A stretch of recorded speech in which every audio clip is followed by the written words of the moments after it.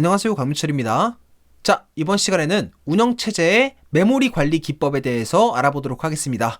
조금 더 구체적으로는 운영체제의 가상 메모리란 무엇인지, 대표적인 가상 메모리 관리 기법 중 하나인 페이징이란 무엇인지에 대해서 알아보도록 하겠습니다. 자, 우선 이 가상 메모리에 대해서 이해하시려면 운영체제의 논리 주소 그리고 물리 주소에 대해서 이해를 하셔야 됩니다. 그리고 이 논리 주소를 바탕으로 만들 수 있는 가상 메모리란 무엇인지 설명을 드릴 거고요. 이 가상 메모리 관리 기법 중 하나인 페이징이란 무엇인지에 대해서도 말씀드릴 예정입니다.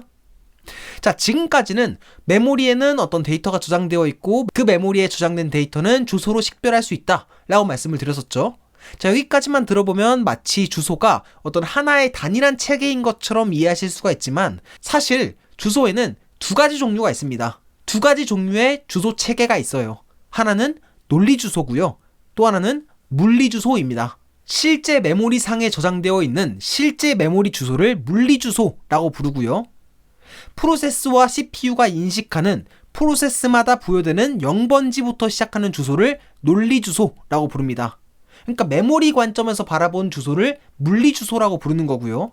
CPU와 프로세스 관점에서 바라보는 0번지부터 시작하는 주소 체계를 논리 주소라고 부르는 겁니다. 여기까지 가셨죠? 예컨대 만약에 지금 물리 주소상에서 프로그램 A, B, C가 적재돼서 실행되고 있다 라고 한다면 논리 주소상에서는 프로그램 A만의 0번지가 있고 B만의 0번지가 있고 C만의 0번지가 있는 거예요. 그리고 CPU가 인식하고 실행하는 주소는 그 논리 주소입니다. 논리 주소. 그럼 당연하게도 CPU가 메모리에 접근할 때 논리 주소와 물리 주소 상의 변환이 이루어져야겠죠? 그쵸? 그 변환을 담당하는 장치를 MMU라고 부릅니다. MMU. 메모리 관리 장치. 이 메모리 관리 장치 MMU는 CPU와 메모리 사이에 위치해 있고 CPU가 이해하는 논리 주소를 메모리가 이해하는 물리 주소로 변환을 시켜줍니다.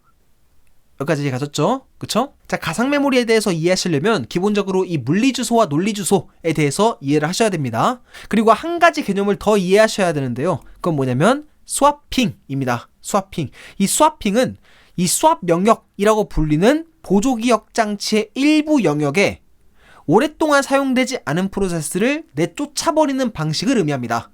그거를 스와핑이라고 불러요. 오랫동안 사용되지 않는 프로세스를 스왑 영역으로 내쫓아버리는 것을 스왑 아웃이라고 부르고요. 스왑 아웃된 프로세스를 다시 메모리에 적재해서 실행하는 것을 스왑 인이라고 부릅니다. 그래서 이렇게 오랫동안 사용되지 않는 프로세스를 내쫓고 다시 불러들여서 적재해서 실행하는 방식을 스와핑이라고 부릅니다. 이 스왑 영역은 맥OS와 리눅스 운영체제에서 확인해 볼 수가 있습니다. 이런 식으로 이 맥OS에서는 활성 상태 보기를 이제 확인해 보시면 스왑 공간이라고 나와 있죠. 마찬가지로 리눅스에서는 탑이라고 하는 명령어, TOP라고 하는 명령어를 입력해 보시면 이 스왑이라고 나와 있습니다. 이 스왑 영역을 이렇게 확인해 볼 수가 있어요. 자, 요거는 제가 방금 전에 설명드린 내용이죠. 스왑 아웃은 현재 실행되지 않는 프로세스가 메모리에서 스왑 영역으로 옮겨지는 것을 의미하고요. 스왑 영역에 있는 프로세스를 다시 메모리에 옮겨오는 것을 스왑 인이라고 부릅니다. 아시겠죠? 그리고 당연한 얘기겠지만 스왑 아웃돼서 다시 스왑 인 될 때는 다른 물리 주소로 적재될 수가 있습니다. 예를 들어서 기존에는 물리 주소 10번지에서 실행되고 있다가 스왑 아웃돼서 다시 스왑 인 될 때는 100번지, 1000번지에 다시 적재될 수가 있는 거예요. 자, 여기까지 설명을 들으셨다면 이제 가상 메모리 관리 기법에 대해서 이해를 하실 수가 있을 겁니다. 이제부터 가상 메모리에 대해서 설명을 드릴 텐데요. 그 전에 한 가지 문제의식을 한번 짚고 넘어가 보도록 하겠습니다. 가상 메모리 없이 그냥 메모리에다가 쭈루룩 프로세스를 할당하면 어떤 문제가 발생할 수 있는지, 가상 메모리가 없을 경우에 그냥 단순하게 메모리에다가 쭈루룩 프로세스를 배치할 경우에는 어떤 문제가 발생할 수 있는지 그 문제의식부터 먼저 짚고 넘어가 보도록 할게요. 자, 연속 메모리 할당 방식이라는 게 있습니다. 실질적으로 지금 사용되고 있는 메모리 관리 방식은 아닌데요. 이 연속 메모리 할당이란 말 그대로 그냥 연속적으로 메모리를 할당하는 방식을 의미합니다. 프로세스에다가 연속적으로 메모리 공간을 할당해주는 방식을 연속 메모리 할당이라고 불러요. 프로세스 A에다가 메모리를 쭈루룩 할당을 해주고 프로세스 B에다가 메모리를 쭈루룩 이렇게 할당을 해주고 C에다가 쭉 할당해주고 이런 식으로 연속적으로 특정 프로세스에게 메모리를 할당해주는 할당 방식을 연속 메모리 할당이라고 부릅니다. 자, 근데 이 연속 메모리 할당 방식은 언뜻 보면은 굉장히 상식적인 것처럼 보일 수가 있지만 사실 굉장히 비합리적이고 메모리를 효율적으로 사용하는 방식이 아닙니다. 그 이유는 외부 단편화라고 하는 문제를 내포하고 있기 때문이에요. 이 프로세스에다가 메모리를 연속적으로 할당하게 되면은 외부 단편화라고 하는 문제점이 발생할 수가 있습니다. 그러면 이 외부 단편화가 어떤 문제인지에 대해서 한번 알아보도록 하죠. 이 외부 단편화는 메모리에 빈 공간이 있음에도 불구하고 프로세스를 적재하지 못하는 문제를 초래할 수 있는 문제 상황을 의미합니다. 메모리에 남아있는 공간이 있음에도 불구하고 프로세스를 더 이상 적재하지 못하게 하는 문제 상황입니다. 예를 들어서 이 그림을 한번 보도록 하죠. 연속 메모리 할당 방식으로 현재 프로세스 A와 C가 이렇게 적재되어 있었다 라고 가정해 보겠습니다. 지금 남아있는 메모리 공간은 총 몇 메가바이트죠? 50메가바이트죠? 그쵸? 근데 지금 이 메모리 구조상에서 연속 메모리 할당 방식으로 크기가 50메가인 프로세스를 적재할 수 있나요? 적재할 수가 없죠. 현재 메모리에는 50메가가 남아 있음에도 불구하고 50메가짜리 프로세스를 적재할 수가 없습니다. 프로세스를 메모리에다가 이렇게 연속적으로 배치를 해야 한다면 당연하죠. 지금 크기가 안 남잖아요. 그쵸? 자, 이렇게 연속 메모리 할당 방식을 이용하면 프로세스가 적재되고 실행이 종료되고 적재되고 실행이 종료되고가 반복되면서 프로세스 바깥쪽에 프로세스 바깥 사이사이 바깥에 이렇게 빈 공간이 생길 수가 있고 이렇게 발생한 빈 공간에 더 이상의 프로세스를 적재하지 못하게 되는 상황이 초래될 수가 있습니다. 그리고 당연하게도 이는 메모리 낭비로 이어질 수가 있습니다. 이러한 문제 상황을 외부 단편화라고 불러요. 프로세스 바깥에 생긴 이러한 빈 공간 때문에 그보다 큰 프로세스를 적재하지 못하게 되는 문제 상황. 그리고 연속 메모리 할당을 사용하면은 외부 단편화뿐만 아니라 또 다른 문제도 발생할 수가 있는데 어떤 문제가 발생할 수 있냐면 이 외부 단편화뿐만 아니라 이 물리 메모리보다 큰 프로세스를 실행할 수 없다는 단점이 있습니다. 예를 들어서 현재 여러분들 시스템에 커널 영역을 포함해서 총 4GB짜리 메모리가 사용되고 있다 라고 가정을 해볼게요. 자, 그러면 연속적으로 메모리를 할당해야 된다면 외부 단편화를 차치하고라도 이 4GB 이상 되는 프로그램은 실행할 수가 없습니다. 자, 정리해보면 연속 메모리 할당을 이용하면은 외부 단편화라고 하는 문제가 발생할 수가 있고 물리 메모리보다 큰 프로세스를 실행할 수 없다라는 단점이 있습니다. 자, 그리고 이를 해결해줄 수 있는 메모리 관리 기법을 우리는 가상 메모리 관리 기법이라고 부릅니다. 자, 그렇다면 이 가상 메모리가 무엇인지 알아봐야겠죠? 이 가상 메모리란 실행하고자 하는 프로그램의 일부만 메모리에 적재해서 실제 메모리보다 더 큰 프로세스를 실행할 수 있도록 하는 메모리 관리 기법을 의미합니다. 메모리를 가상으로 사용하는 거예요. 실제 메모리보다, 물리 메모리보다 어떤 가상의 메모리를 만들어서 그 가상의 메모리를 물리 메모리보다 더 크게 사용하겠다. 이게 가상 메모리 관리 기법입니다. 프로세스 일부만 메모리에 적재함으로써 메모리를 실제 크기보다 더 크게 사용할 수 있도록 하는 기술. 이게 가상 메모리 관리 기법입니다. 이 대표적인 가상 메모리 관리 기법에는 크게 페이징과 세그멘테이션 기법이 있는데요. 이 중에서 더 대표적으로 사용되는 이 페이징을 더 중심으로 이번 시간에 학습해 볼 예정입니다. 그리고 가상 메모리 관리 기법이 사용되는 논리 주소를 가상 주소라고도 부릅니다. 아시겠죠? 그래서 가상 메모리 관리 기법을 사용하는 시스템에서는 로지컬 애드레스, 논리 주소와 버추얼 애드레스, 가상 주소는 사실상 동의어입니다. 아시겠죠? 그래서 우리들은 이제부터 이 대표적인 가상 메모리 관리 기법 중에서 페이징에 대해서 알아보도록 할 텐데요. 우선 이 페이징이 무엇인지에 대해서 말씀드려 보도록 하겠습니다. 이 페이지는 프로세스의 논리 주소 공간을 페이지라고 하는 일정한 단위로 나누고 물리 주소를 프레임이라고 하는 일정한 단위로 나눈 뒤에 페이지와 똑같은 일정한 단위로 나눈 뒤에 페이지를 특정 프레임에 할당해서 실행하는 메모리 관리 기법을 페이징이라고 부릅니다. 프로세스를 구성하는 이 페이지는 꼭 물리 메모리상에 연속적으로 배치될 필요가 없습니다. 2번 페이지는 프레임 1번에 적재될 수 있고 1번 페이지는 프레임 2번에 적재될 수가 있는 거예요. 불연속적으로 배치될 수가 있습니다. 이거를 페이징이라고 부릅니다. 여기까지 가셨죠? 그쵸? 자, 이 페이지는 논리 주소 공간을 일정한 단위로 나눈다 라고 말씀드렸죠.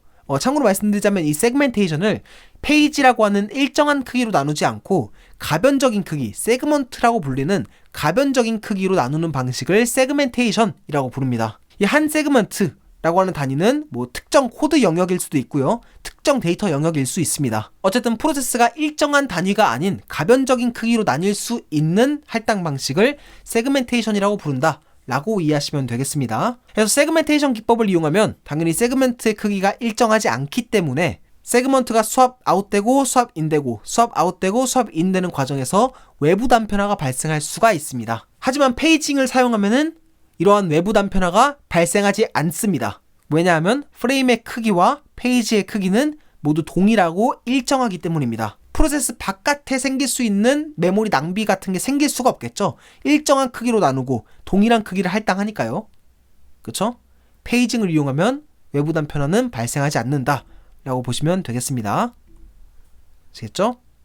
자, 그렇다면 이런 페이징을 사용할 때 스와핑은 어떻게 이루어질까요? 페이징을 사용할 때 swap out을 페이지 out이라고 부르고요. 페이지 단위의 swap in을 페이지 in이라고 부릅니다. 자, 그러면 이 물리 메모리상에 일부 페이지를 둘 수 있고 보조기억 장치 swap 영역에 일부 페이지를 둘 수 있다면 이 전체 페이지들의 총합을 따져보면은 물리 메모리보다 훨씬 더 큰 프로세스로 만들 수도 있겠죠.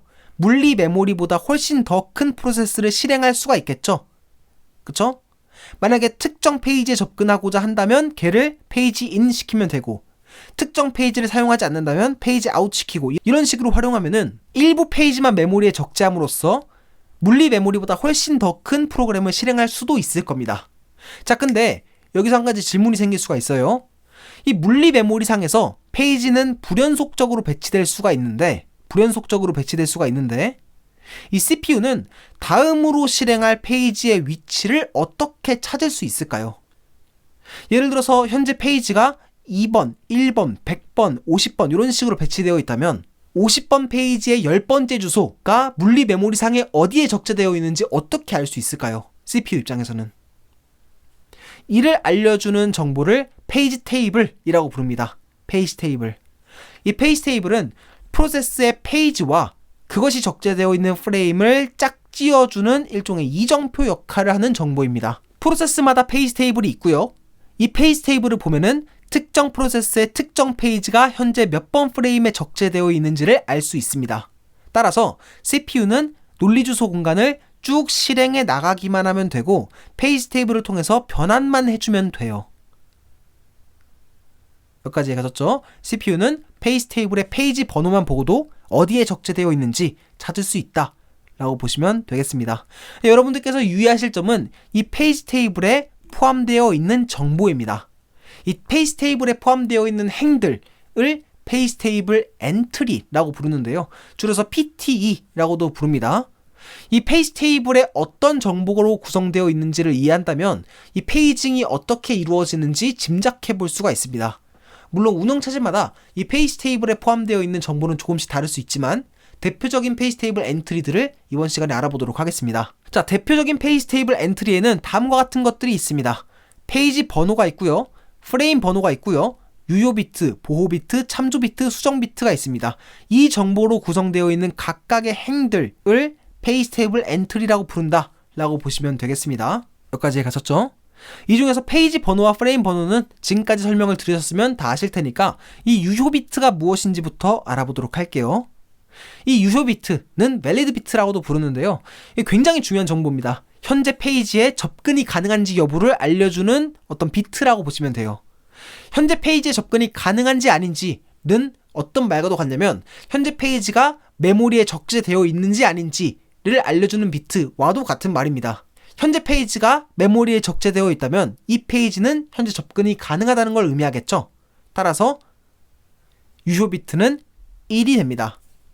반대로 현재 페이지가 보조기억 장치에 있다면 접근할 수가 없는 페이지를 시사하겠죠.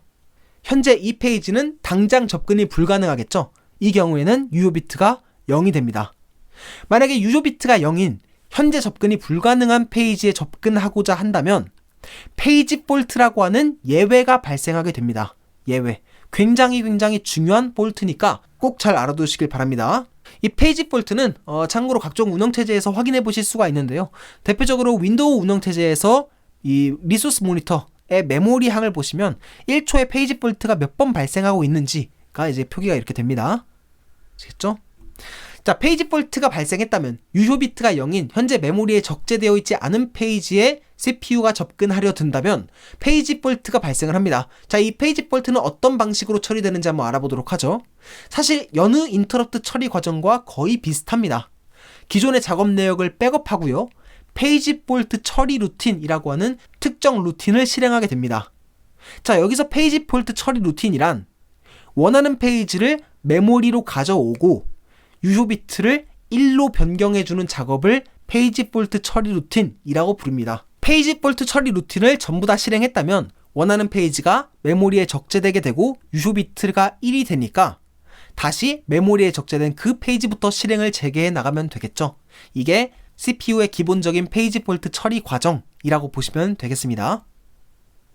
아시겠죠? 자, 그러면 보호 비트가 무엇인지도 알아보도록 하겠습니다. 이 보호 비트는 이 페이지 보호를 위해서 존재하는 비트입니다. 보통 이것도 구현에 따라 다르긴 하지만 특정 페이지에 대해서 읽기 권한, 쓰기 권한, 실행 권한을 구분하는 경우가 많습니다. 예를 들어서 코드 영역의 경우에는 제가 앞선 강의에서 코드 영역은 읽기 전용 공간이라고 제가 말씀드렸죠.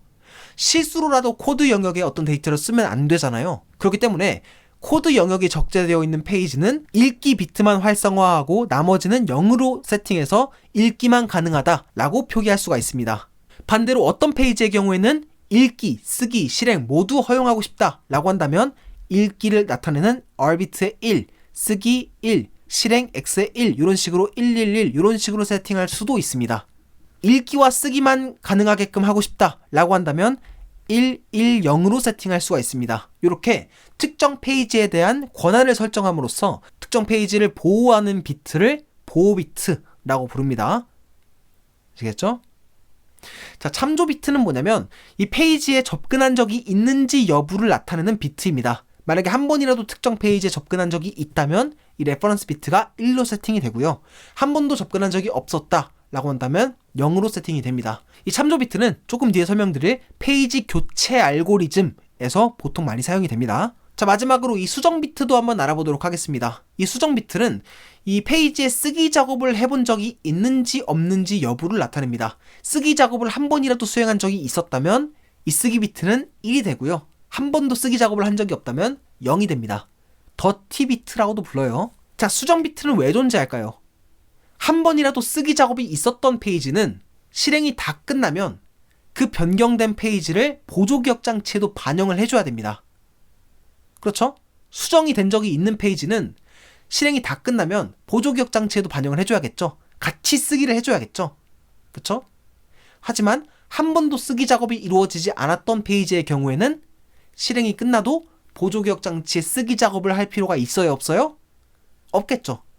쓰기 작업을 한 번도 안 했으니까 현재 이 페이지는 보조기억 장치 상태와 똑같겠죠.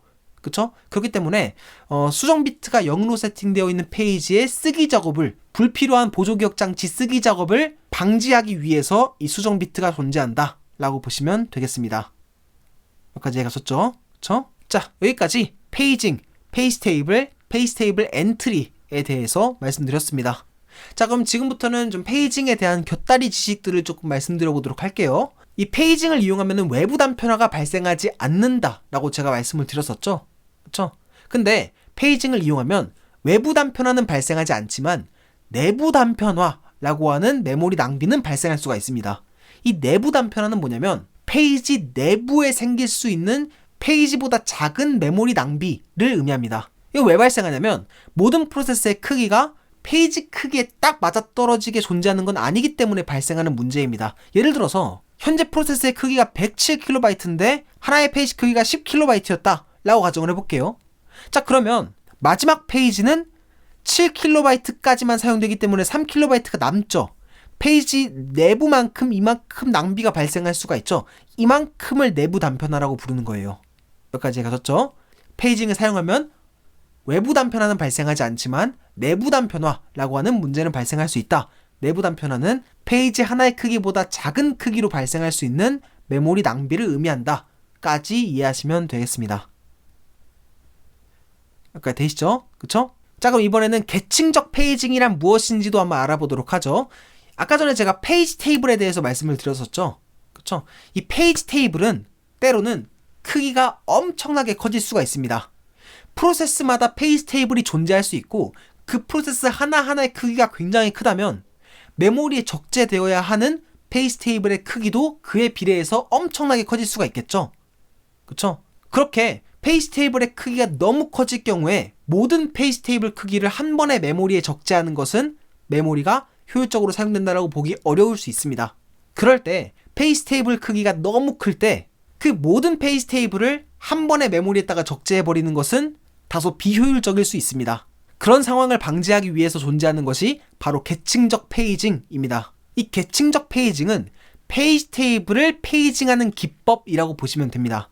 프로세스 페이지 테이블을 여러 개의 페이지 테이블로 이렇게 자르고 CPU와 가까이 위치해 있는 페이지 테이블을 이렇게 하나 더 둬서 이 페이지 테이블이 잘린 페이지 테이블을 가리키게끔 하는 페이지 기법을 계층적 페이징 기법이라고 부릅니다.